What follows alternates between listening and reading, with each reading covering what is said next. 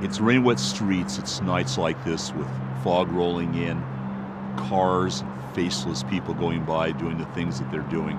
There's something kind of hypnotic about it. That's when I get inspired to carry what these streets are like, what the city is like, the mysteries, the stories, the thousands and thousands of people that you pass that are going by as shadows in this wet, cold, dangerous environment. I wanted to grab that.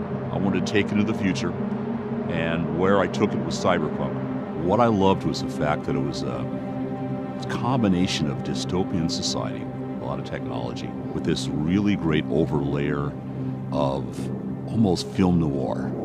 In a cyberpunk world, I realized real soon, was a world where people had the technology, but it didn't fundamentally change the fact that there was a lot of treacherous, nasty behavior, large weapons, and a lot of sort of serious danger all about.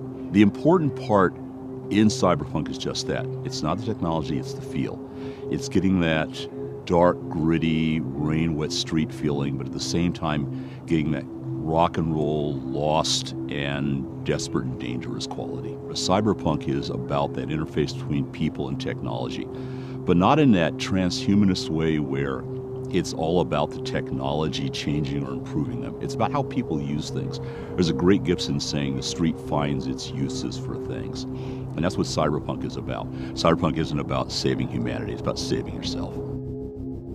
We've approached doing it as a video game numerous times before. We have fought to find somebody who was enough of a fan of the world and the game to not want to go change it around or to stick a label of Cyberpunk on it and then do something totally different. And so when CDPR approached us, what we realized really rapidly was these guys are fans. These guys know the material. They're quoting things back to me I've forgotten. So they got it.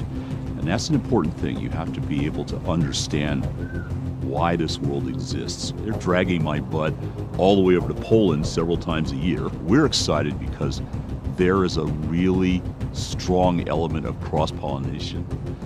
There's a really strong element of cooperative building going on.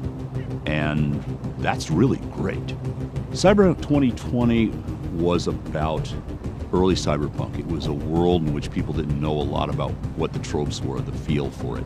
The great part about 2077 is that it's a mature form of that. We're basically able to progress a larger arc. You're going to get to see the outcomes of things that we started to talk about in the Fourth Corporate War.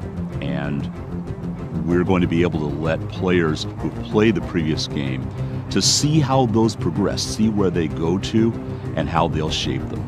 We're looking at the same mucky, nasty Night City that you were in before, just a lot bigger and probably a lot more dangerous, and with a lot of players you don't know about yet.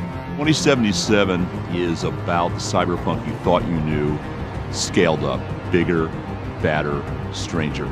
It's the visual component that the frozen pictures we would put in the books can't give you.